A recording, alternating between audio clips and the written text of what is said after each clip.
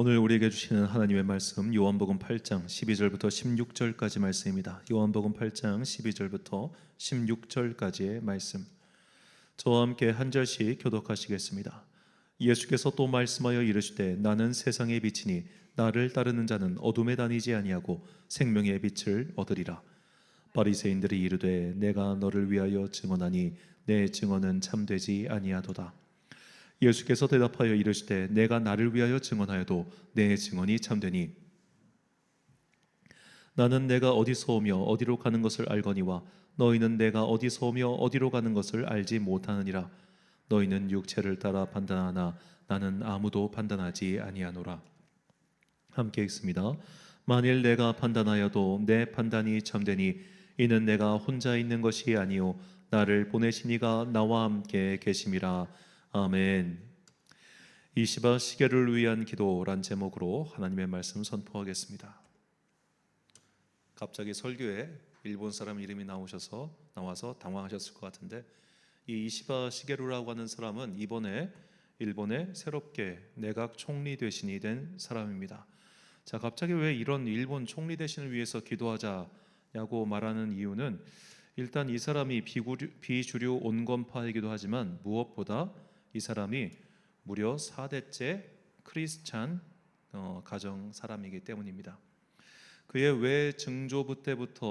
외증조부가 일본 기독교, 특별히 개신교사에서 굉장히 중요한 역할을 했던 목사님이라고 합니다. 그렇게 그의 어머니로부터 신앙을 또 계속 유전받았고, 그리고 그가 교회학교 교사 봉사를 할 정도로 아주 신실한 크리스찬이라고 하더군요. 물론 일본 현지에 계신 선교사님들께서 어떻게 보실지는 제가 모르겠습니다만, 적어도 제 국민일보 기사와 그리고 기타 자료를 취합해 본 결과 그가 신실한 기독교 집안 출신이라는 것은 좀 부인하기 어려울 것 같긴 합니다. 물론 현지에 사는 분들은 또 다르겠죠. 역대 일본 총리 중에 기독교인이라고 소개되는 사람은 총 5명이 있습니다. 자, 그 중에 이제 하토야마 이치로라고 하는 사람은 이 프리메이슨 회원이었기 때문에 사실 정통 기독교인이라 보기 힘들고, 이 가타야마 테스라고 하는 사람은 일본 전쟁 상황 중에 총리 대신이었기 때문에 또 어떤 기독교인으로서 구체적인 자료는 없습니다. 자, 첫 번째로 이제 중요한 기독교인이 오히라 마사요시라고 하는 사람인데, 이 사람은 성공회 교인이었고 한중일 국교를 위해서 노력했던 사람입니다. 이 김종필 당시 대사와 한일 국교 협약 주역이기도 하고요, 중국을 방문해서 일제 만행을 사과했던 사람이기도 합니다. 이 오히라 마사요시라고 하는 사람은 당시 중국에서 굉장히 신뢰받는 일본 정치인이었다고 그렇게 말하더군요. 자국의 이익도 중요하지만 그 일본이 과거의 전범 국가로서 이 동아시아, 특히 한국과 중국에, 참고로 우리나라 그 일제가 우리나라 사람들은 징집해서 데려갔지만 중국 사람들은 죽였어요. 난징 대학살이나 그런 식으로. 그러니까 사실 중국 쪽이 일본에 대한 그 나쁜 감정이 훨씬 더 큽니다. 그렇다고 봐야겠죠. 자, 그렇게 해서 이제 한중일 간의 이런 회복을 위해서 노력했던 사람이 오히라 마사요시라고 하는 사람이었습니다. 자, 그리고 이제 그 두 번째로 중요한 크리스찬 출신의 일본 총리 되시는 하토야마 유키오라고 하는 사람입니다. 자, 이 사람은 아직까지 살아있는 사람이죠. 이 하토야마 이치로의 손자인데, 이 조부와는 완전히 반대되는 사람으로 중국, 한국과 친밀한 외교관계 구축을 위해 노력했고, 무엇보다 퇴임 이후 행보가 되게 주목할 만합니다. 이 사람은 서대문 형무소를 방문해서 그쪽 유관순 열사가 이제 갇혔던 그곳을 향해 무릎을 꿇고 참여하기도 했고요. 그리고 경남 합천으로 내려가서 그 일본 원폭 피해자 할머니들 만나서 이렇게 직접 하는 등등, 실제로 일본의 만행에 대해서 용서받을 때까지 사과하겠다. 진짜예요. 이 사람은 정말로 다니면서 여러 차례 이렇게 사과하는 사람입니다. 자, 그런데 우리가 방금 전에 이 사람들의 이름과 더불어서 이 사람들이 총리 대신으로 내각에 근무했던 시간을 보시면 아시겠지만 대부분 다 1년 남짓이었습니다. 왜 그랬을까요? 인기가 없습니다. 일본에서 크리스찬 지도자라고 하는 것은 굉장히 인기가 없는 사람이란 뜻입니다. 자, 이것은 굉장히 여러 가지 이유가 있겠습니다만 가장 중요한 이유는 일단 일본 내에 기독교 인구가 매우 적기 때문이죠. 2017년 그 종교 연감에 따르면 기독교 신도수가 총 192만 명이라고 합니다. 그런데 이 192만 명 중에 가톨릭을 제외한 개신교 사람은 0.4%, 그러니까 48만 명 정도밖에 되지 않아요. 개신교 사람들은 고작해야 48만 명밖에 되지 않는다. 왜 이렇게 개신교 사람들의 인구가 적을까? 그 이유는 가톨릭 교회는 어느 정도 일본의 전통 종교인 신토의 행사에 대해서 좀 관용적인 태도를 취한다고 합니다. 일본인들에게 되게 유명한 말이 있는데요. 일상생활은 신토를, 장례식은 불교식, 결혼식은 기독교식이라는 그 유명한 말이 있습니다. 자, 그런 식으로 굉장히 종교가 혼합되어 있는 게 일본의 현재 특징인데, 이 개신교의 사람들은 이런 혼합을 거부하고 정말로 자기들만의 정말 개토화된, 그러니까 아주 고립된 그런 신앙생활을 유지하고 있습니다. 제가 여러 번 설명드렸는데 그 이유는 일본의 전통 축제인 마츠리 때문이에요. 자, 이렇게 신사를 향해서 신당을 들고 행진하는 이런 마츠리는 일본 내에 있는 여러 다신교 종교를 상징하는 마을별 행사입니다. 이게 마을별로 다 있어요. 이유는 일본이 지진이 잦기 때문입니다. 우리가 이제 자연재해와 가까이 있는 나라 사람들은 이런 거를 계속해서 할 수밖에 없어요. 우리가 바닷가 가면 파도가 치지 않습니까? 그렇게 파도가 치는데도 바다를 나가서 어업을 하는 사람들 입장에서는 바다에 신께 빌 수밖에 없지 않겠어요? 그렇게 두렵고 떨리는데, 이런 식으로 지진이 잦았던 일본에서는 바닷가뿐만 아니라 내지, 내륙 역시 이런 민간 신앙들이 옛날부터 있었고, 그래서 마을마다 이런 축제가 있었단 말이에요. 축제를 빙자한 제사 행위죠.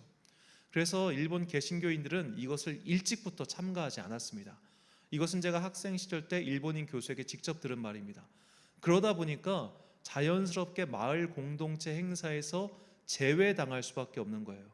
그래서 일본 개신교회는 지방에 거의 없습니다. 시골에 있을 수가 없습니다. 살아남지를 못해요. 그래서 오직 도시를 중심으로만 활동하고 있는데도 또 도시 안에서는 뭐라고 해야 될까요? 이런 커뮤니케이션이라고 해야 될까요? 커뮤니티가 잘 이루어지지 않기 때문에 이렇게 인구가 적은 겁니다. 우리보다 훨씬 더 오래전에 가톨릭이든 개신교회든 전파를 했고, 그리고 신학교도 훨씬 오래전에 세웠음에도 불구하고 이렇게 뿌리를 내리지 못한 이유가 바로 여기죠. 자, 이런 상황에서 이시바 시게루라고 하는 아주 그 조부 때부터 유명한 기독교 집안의 사람이 일본 총리 대신이 되었습니다. 아무쪼록 제가 바라는 것은 이 사람이 일본의 좀 빌리 브란트와 같은 총리가 되었으면 좋겠다라는 생각을 해봅니다. 이 빌리 브란트라고 하는 노벨 평화상을 수상한 이 서독의 총리가 있는데, 이 사람이 이제 폴란드에 전쟁에 대한 사과를 하러 방문했을 때 이 사람이 유대인 위령탑 앞에서 헌화를 마치고, 그때 비가 오고 있었는데 그 앞에 무릎을 꿇었어요. 이 무릎을 꿇은 장면은 그야말로 그 당시에 세계의 토픽감 뉴스였습니다. 왜냐하면 전쟁에 독일이 패배했습니다. 전쟁에 패배했고 이성을 찾아보니까 우리가 되게 잘못한 것 같아요. 그런 여론이 다수이긴 했지만 분명히 그 중에는 극우적인 세력, 우리가 뭘 잘못했어, 아깝다, 이길 수 있었는데, 좀만 노력하면 이길 수 있었는데, 이런 마음을 품은 사람들이 왜 없었겠습니까? 지금도 남아있는데. 그렇게 전쟁에 대해서, 패배한 것에 대해서 불만을 품고 있는 사람들이 있었어요. 이렇게 자기들 대표인 총리가 외국에 나가서 우리가 한 짓에 대해서 사과를 했을 때 그것에 대해서 불만을 품은 사람들이 있었어요. 특별히 이 당시에는 폴란드와 영토 문제, 즉 2차 세계대전 때 독일이 점령했던 그 영토 문제를 가지고 약간 미묘한 갈등이 있었을 텐데, 이때 빌리 브란트가 이 모든 걸 다 양보를 해버립니다. 그러니까 독일 내 여론이 좋지 않았어요. 그런데 이 빌리 브란트가 바보입니까? 아니죠. 그런 여론이 안 좋은 것에도 불구하고 그는 이렇게 할 수밖에 없었다는 거예요. 이렇게 해야만 우리나라가, 우리 공동체가 더 올바른 방향으로 나아갈 수 있다는 것을 그가 알았기 때문입니다. 그러니까 정치적인 위험을 무릅쓰고 이런 결단을 행한 것이죠. 자, 과거에는 이런 정치인들이 있었습니다. 당장 욕을 먹더라도, 당장 지지자들로부터 등돌림을 당하더라도 이것이 옳은 길이기 때문에 갔던 사람들이 있었어요.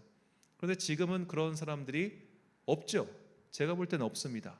이유는 또한 뭐 극우주의자들 때문이기도 하지만 제가 볼 땐 유튜브 역할이 되게 커요. 지금은 정치인들이 너도 나도 유튜브를 직접 하기도 하고 출연하기도 합니다. 가면은 할 말이 있어야 될 거 아니에요. 할 말이 채널이 정말 수십 개가 넘는데 그러면 여기 와서 똑같은 말하고 저기 와서 똑같은 말하면은 안 되니까 즉 말할 소스 자원이 다양해야겠죠. 그리고 내가 우리 당 이야기도 해야겠지만 저쪽 이야기도 해야 될 거 아니에요. 그럼 저쪽과도 대화를 해야 되잖아요. 옛날에는 뭐 국회의원들이 말을 하는데 국회의사당 안에 목욕탕 안에 들어가가지고 서로 여당 야당 서로 얘기를 하면서 여러 가지 것들을 조율한 그런 결과물들 내놓곤 했는데 지금은 그런 대화 자체가 사라졌대요. 왜 사라졌을까 곰곰이 생각해 보니까 이놈이랑 이 말했다가 이놈이 저기 가서 뭔 말할지 모르겠다는 거예요. 이놈이 여기도 출연하고 저기도 출연해가지고 나와 했던 얘기 다 떠넘기면 나는 우리 쪽 지지자들한테는 마치 배신자처럼 낙인 찍힐 거 아닙니까? 그러니까 서로 대화가 단절된 거예요. 말로는 다 나와서 대화하자고 해놓고 실제로는 이 환경이 양측 간의 대화를 할 수 없게 만드는 시장이 형성돼 있다 보니까 이렇게 서로 담을 쌓고 지내는 거죠. 그래서 각자의 지지층을 향해서만 소리를 지르고 있는 게 우리나라 정치 형국일 뿐만 아니라 사실은 전 세계적으로 그렇다는 겁니다. 일본 정치인들이 물론 자기 신념이 그런 구구적인 우리가 한국 침략한 적 없고 위안부 한 적도 없고 다 막 그거 다 날조고 거짓이야 이렇게 진짜 믿는 사람들도 있겠지만 사실 제가 볼 때는 그렇게 말해야 사람들이 지지해주고 응원해주기 때문인 게 더 많다는 생각을 해봐요. 왜냐하면 총리들 가운데 그렇게 하지 않았던 사람들 소위 온건주의자 온건적인 노선을 취한 사람들이 다 1년씩 하고 그만두잖아요. 아마 높은 확률로 이 이시바 시게루라고 하는 온건주의 정치인 또한 같은 길을 가게 될 확률이 높습니다. 그가 기독교인이고 그리고 이번에 그는 야스쿠니 신사에 공물을 바치는 것을 안 합니다. 최근 총리들이 대부분 다 방문하고 했던 거에 비하면 이 사람은 아예 공물도 바치지 않아요. 왜냐? 그건 이방에게 우상 바치는 거 똑같잖아. 그러니까 정말 크리스찬다운 행동을 하는 것인데 이런 행동이 일본의 전통적인 극우주의자들 혹은 열렬한 자민당을 지원하는 자들에게는 별로 좋지 않게 보일 확률이 높다는 겁니다. 그래서 벌써부터 인기가 없어요. 자, 이런 이 사람을 응원해주고 지지해주는 기도를 좀 한국 크리스찬들이 했으면 좋겠습니다.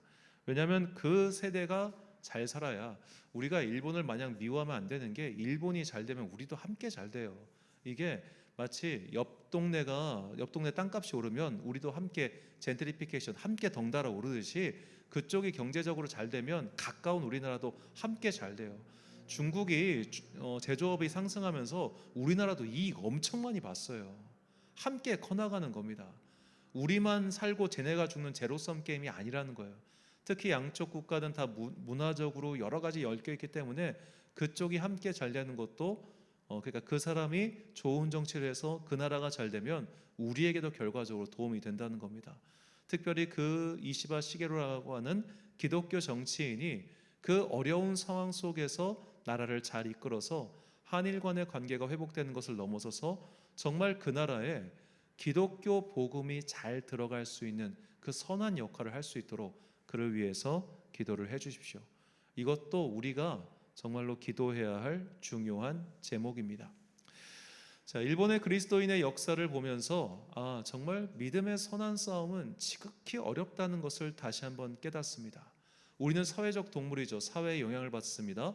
남들이 생각하고 남들이 가는 것에 끌림을 당합니다. 모두가 이렇게 하면 나도 이렇게 해야 되지 않을까라고 하는 압박감을 받는 것이 사람의 마음이죠. 그래서 일본 기독교인들이 믿음을 유지하기가 그렇게 힘들다는 거예요. 남들 다 하는데 나만 하면 안 돼? 남들 다 저렇게 하는데 하면 안 돼? 라고 말이죠.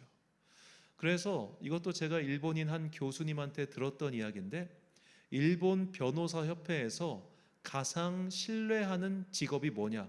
목사래요. 개신교 목사. 우리나라와는 좀 다르죠. 변호사들이 가장 신뢰하는 직업이 목사다. 왜냐? 일본에서 목사를 한다고 하는 거는 어마어마한 결단과 희생을 각오하지 않으면 안 돼요. 그 당시 일본인 출신 교수님이 한국 와서 제일 부러운 게 뭐냐 했더니 책이 싸서 부럽대요. 책이 싸서. 그러니까 일본에서 신학 서적은 워낙 출판 자체를 적게 하기 때문에 가격이 비싸답니다.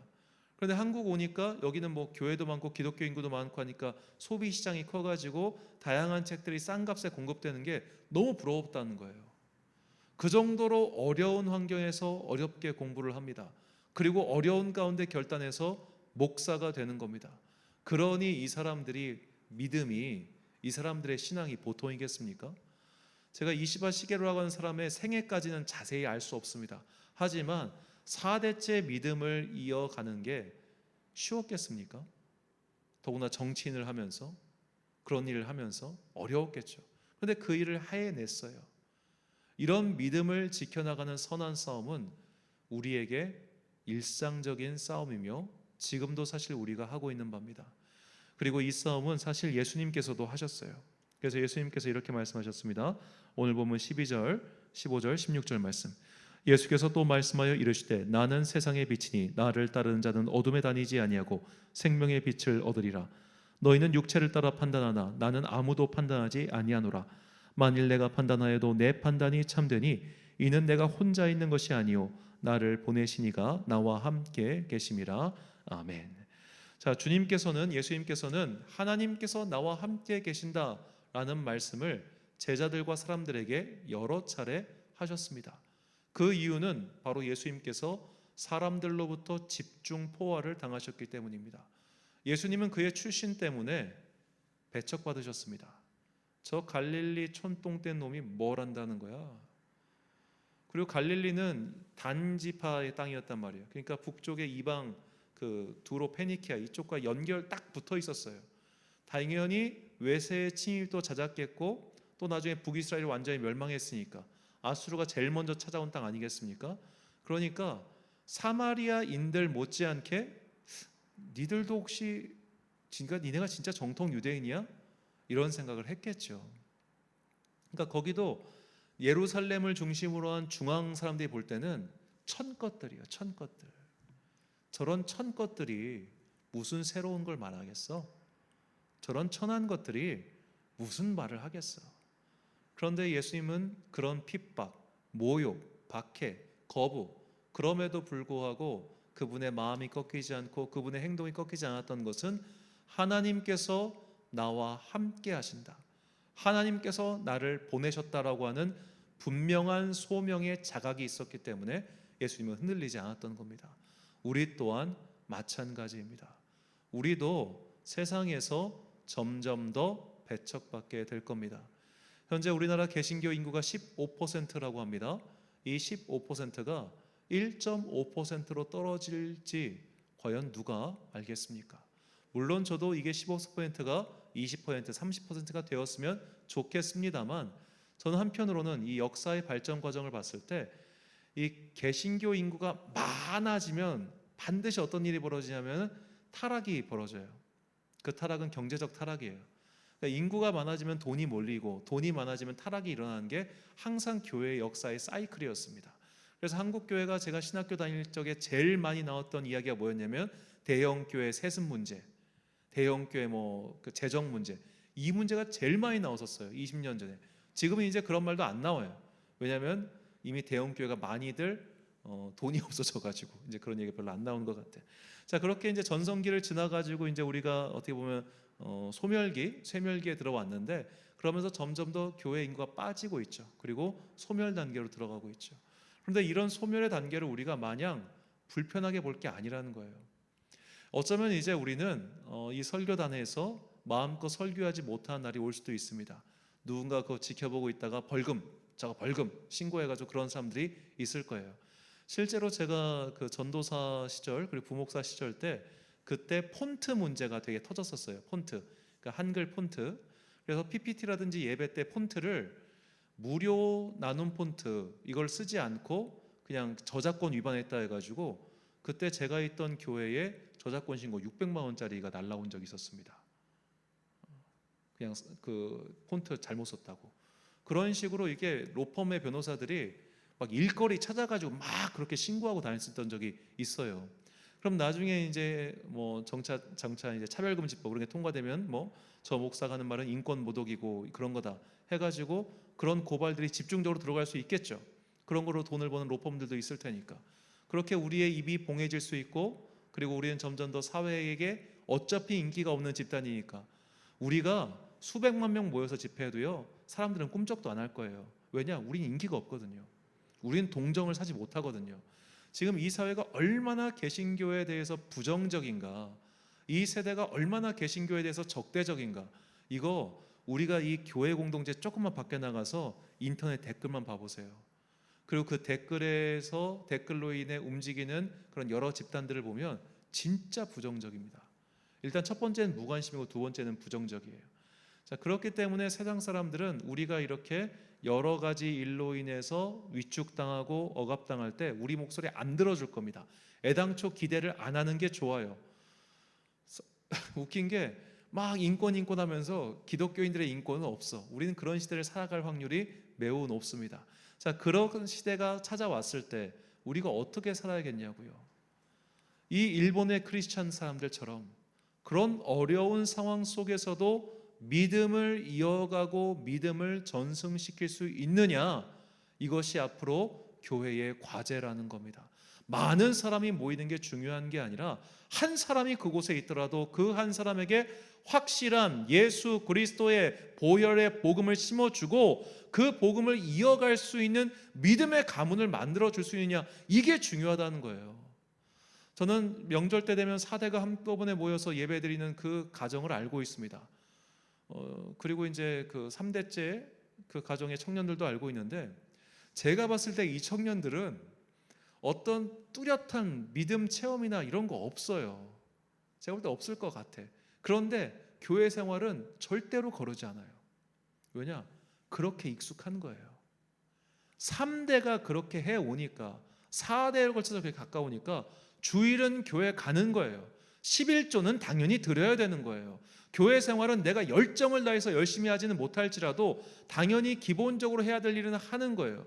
전 이것을 보면서 믿음의 명문가가 저런 거구나. 교회가 문제가 있어요. 시끄러워요. 그래도 교회 다녀요. 그런 사람들은 시끄럽거나 평안하거나 그것과 관계없어요. 어떤 분들은 막 교회가 시끄러울 때는 나 이렇게 시끄러운 교회 헌금 안 해 이러고 등 돌리는 분들도 있지만, 그런 분들은 그러거나 말거나 거기 있어요. 그게 누대에 걸쳐 내려온 신앙의 문화고 풍속이에요. 바뀌지 않더라고요. 환경이 변해도, 세상의 인력이 끌어당겨도 그러거나 말거나 거기에 있더라고요. 이런 믿음의 명문가를 계속해서 함께 유지하고 키워가는 게 교회의 사명이 될 거라 이렇게 말씀을 드리는 겁니다. 그러기 위해서 우리에게 가장 필요한 게 뭐냐? 하나님께서 우리와 함께 하신다고 하는 그 확실한 믿음을 나로부터 세워가는 거예요. 내가 그것이 바로 서 있으면 결국 사람들은 그것에 따라오게 되어 있습니다. 나의 가족 공동체, 나의 지인 공동체들이 그 모습을 통해서 주님께 돌아오게 될 것이고, 그렇게 믿음의 뿌리가 계속 깊게 내려가면 그 믿음의 뿌리는 세상의 평파에 흔들리지 않게 된다는 것이죠. 어떠한 유혹에도 흔들리지 않은 굳건한 거목이 된다는 겁니다. 이것에 대한 좋은 예가, 저는 대전에 있는 성심당이라고 하는 빵집을 생각해 봤습니다. 자, 이 성심당의 작년 영업 순이익이 315억이라고 합니다. 이 315억은 작년도 파리바게트 그러니까 영업이익, 그러니까 순이익이죠. 순이익이 200억 정도라고 하니까 파리바게트보다 순이익을 더 많이 남긴 기업이 됐습니다. 그런데 2022년부터 1년 사이에 이게 이익이 50몇 %가 뚝 뛴 거예요. 지금 2배가 뛰었잖아요. 이게 어떻게 가능했을까? 그냥 유행 탄 겁니다. 유행을 타가지고 사람들이 거기 엄청 몰리고 있는 거예요. 자, 그럼 보통의 기업가라면 물 들어올 때 노져든다고 지금 우리가 사업 확장하고 막 여기저기 분점 내가지고 돈을 끌어 모아야 돼, 이렇게 생각할 거 아니에요. 근데 여기는 대전 밖으로 지점을 내질 않아요. 제가 알기로는 지점이 롯데백화점 지하에 하나 있고 대전역에 하나 있고 본사 하나 있고 이렇게 3개 있는 걸로 알고 있는데, 거기서도 확장을 하지 않습니다. 이유는 단순합니다. 우리가 여기 뿌리 박혀 있어야 이 지역 경제가 활성화될 거 아니야. 이 성심당이 제가 알기로는 1956년부터 영업을 했는데, 거기가 대전에 있는 그 성당 바로 앞에 있어요. 성심이라고 하는 게 가톨릭, 사장님이 가톨릭 신자신데, 그때부터 그날 장사하고 남은 빵 다 고아원 갖다 주고 이렇게 영업했던 곳이에요. 중심을 지키는 거예요. 물 들어오니까 노젓는다가 아니라 물이 들어왔다가 또 언젠간 빠지겠지, 이런 마음으로 그냥 거기 버티고 서 있는 겁니다. 이 안에서 그런 유혹이 없었겠습니까? 우리도 서울에 분점 내야 되고 여기다도 분점 내가지고 어떻게든 돈 끌어 모아야죠. 그런 말들이 왜 없었겠어요? 그럼에도 불구하고 그냥 여기 있는 거예요.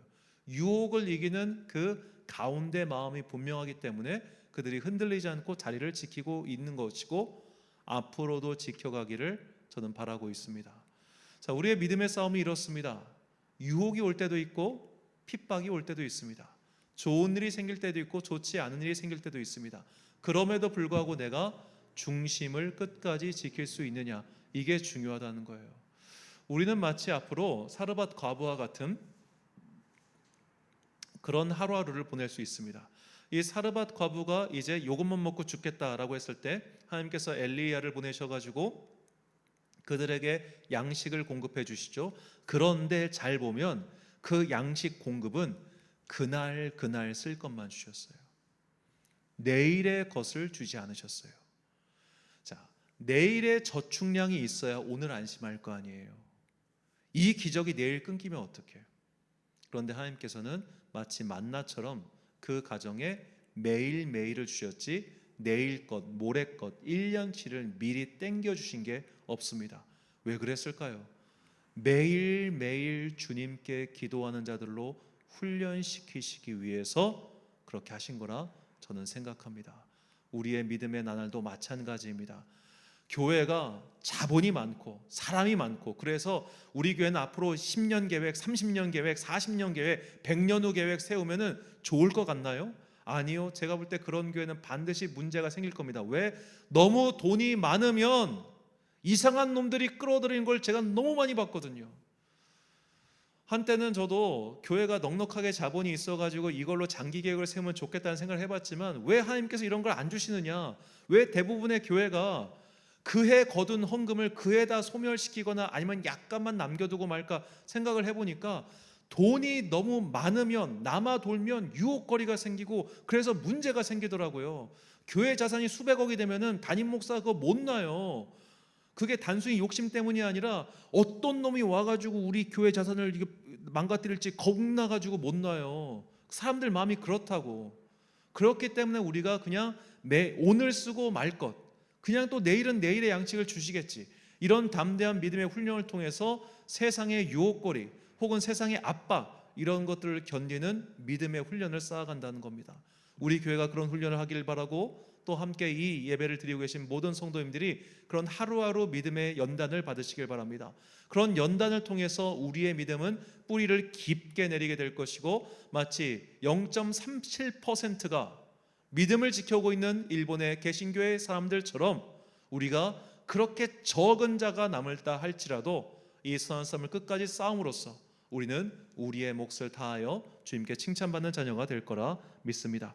이 믿음의 선한 싸움을 권면하는 이 디모데에게 주신 말씀, 디모데전서 6장 11절과 12절 말씀을 함께 읽겠습니다. 시작. 오직 너 하나님의 사람아, 이것들을 피하고 의와 경건과 믿음과 사랑과 인내와 온유를 따르며 믿음의 선한 싸움을 싸우라. 영생을 취하라. 이를 위하여 내가 부르심을 받았고 많은 증인 앞에서 선한 증언을 하였도다. 아멘.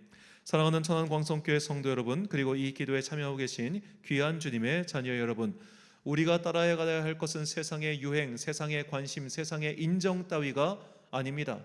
만약 일본의 개신교인들이 세상의 인정, 즉 그들과 함께하고 있는 다른 일본인들의 인정을 받기 위해서 그들의 믿음 생활의 일부를 포기했다면 그들은 지금 0.37%가 아니라 0%가 됐을 겁니다.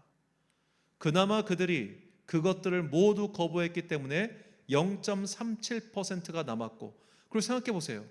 고작 0.37%밖에 안 되는 그 집단 속에서 총리 대신이 4명 나온 거예요.